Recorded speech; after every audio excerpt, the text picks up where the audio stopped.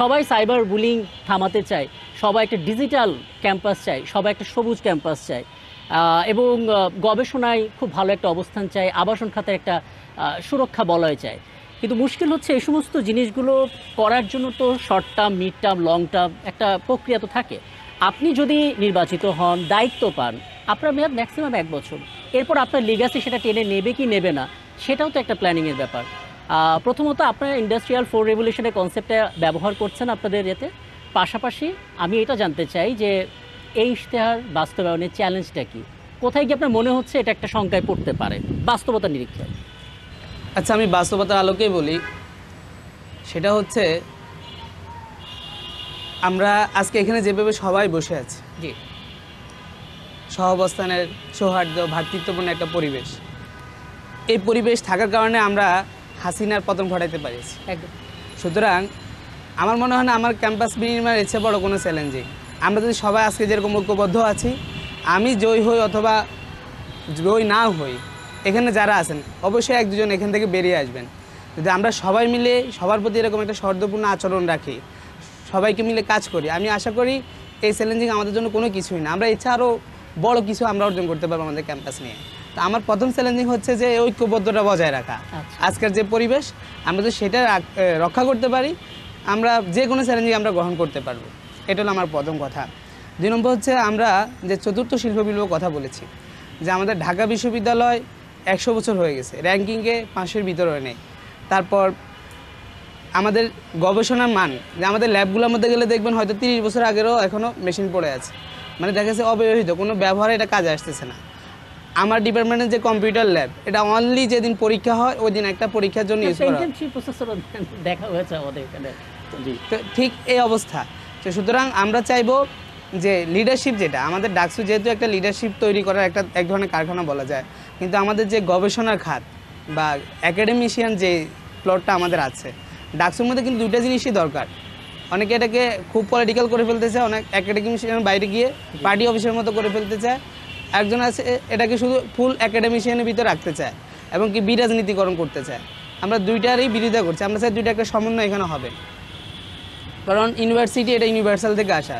আপনি জানেন সাম্প্রতিক কিছুদিন আগে যে হার্ভার্ড, ইয়েলে ইউনিভার্সিটি এরা ফিলিস্তিন নিয়ে আন্দোলন করার কারণে তাদের ছাত্রত্ব বাতিল করে দিতে চেয়েছিল। মূলত ভার্সিটিগুলো এরকমই হওয়া দরকার, বিশ্বের দেশের সকল বিষয় নিয়ে তাদের কনসার্ট থাকা দরকার। আচ্ছা আচ্ছা, এই যে টেকনোলজিক্যাল ডেভেলপমেন্টের কথা যেটা বললেন, যে অমুক অমুক ডিজিটাল সেবাগুলো আপনি নিশ্চিত করতে চান, আপনার কি মনে হয় না এটার জন্য একটা পর্যাপ্ত পরিমাণের প্রশিক্ষণের প্রয়োজন যারা কাজটা করবেন? কারণ আমরা তো বাংলাদেশে একমাত্র ঢাকা বিশ্ববিদ্যালয়ে এই ডাকসু নির্বাচনের কারণে আপনাদের ইশতেহারের আইডিয়াগুলো পাচ্ছি। হ্যাঁ, আমরা দেখতে পাচ্ছি সাদেক কায়েম তাদের ইশতেহারের মধ্যে স্টার্ট আপের কথা বলেছেন। হ্যাঁ, আমরা দেখতে পাচ্ছি এরকম আপনাদেরও বিভিন্ন রকমের স্কলারশিপ, গবেষণা, রিসার্চ, স্টার্ট আপ অনেক কিছু আসছে, কিন্তু এগুলো ডেভেলপমেন্টের জন্য তো কিছু টেকনোলজিক্যাল নলেজ এখানে যেমন হিউম্যান রিসোর্স দরকার, এখানে বাজেট দরকার। তো বাজেটের বিষয়ে আমরা যেটা বলেছি সেটা হচ্ছে আমাদের ঢাকা বিশ্ববিদ্যালয়, আমরা সব কাজ কিন্তু বাজেটের দিকে তাকাই থাকলে হবে না। একদম। এখানে আমাদের বড় বড় অ্যালামনাই আছেন, আমাদের এখানে সিনিয়র বড় ভাইরা আছেন যারা বিশ্বের বিভিন্ন জায়গায় তাদের প্রতিভা স্বাক্ষর রাখছেন। তো ওই সমস্ত লোকগুলা যদি আমাদের এখানে তাদের মেধা বিনিয়োগ করেন এবং আমাদের এখানে বাজেটের তারা এখানে অনুদান দিতে চান, আমরা যদি এই দৃষ্টিকোণ থেকে আগাই, আমরা চাইলে আমাদের সদিচ্ছা থাকলে ইনশাল্লাহ এই বাজেট, হিউম্যান রিসোর্স এটা আমাদের জন্য কোনো বাধা হবে না। তো মূলত জবাবদিহিতার যে জায়গাটা ডাকসুতে আমরা বলি, যারা নির্বাচিত হবে এবং যারা নির্বাচিত হবে না, অনেকে এটাকে অতি পলিটিক্স করতে চায়, অনেকে বিরাজনীতিকরণ করতে চায়। এই যে এই ক্ষতিগুলা, আবার দ্বিতীয়বার যে আধিপত্য একটা রাজনীতি ফিরে আসবে না, এটা আমরা কীভাবে বিশ্বাস করব?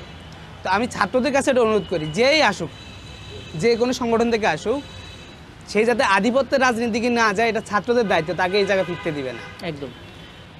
এবং তার যে দায়িত্ব, তার যে কাজ, সেই যেন এটা পরিপূর্ণভাবে আদায় করে, সেটা বুঝে নেওয়া এটা ছাত্রদের দায়িত্ব। কারণ এখানে আমাদের মানুষের, আমরা যারাই একটু ক্ষমতা পাই দেখবেন সেই স্বৈরাচার হয়ে যায়। বাংলাদেশে মানুষ অনেক ন্যাচারাল। আপনি ভাড়া মূলামূলি না করে একটা রিক্সা চালকের রিক্সা ওঠেন, সে নামার পরে এমন একটা ভাড়া চাইবে আপনি সেখানে তার কথা বলতে পারবেন না। সুতরাং আমাদের এখানে যে এই জায়গায় আসে, স্বাভাবিক সবাই কেমন যেন একটা মাইন্ডসেটের পরিবর্তনটা দরকার।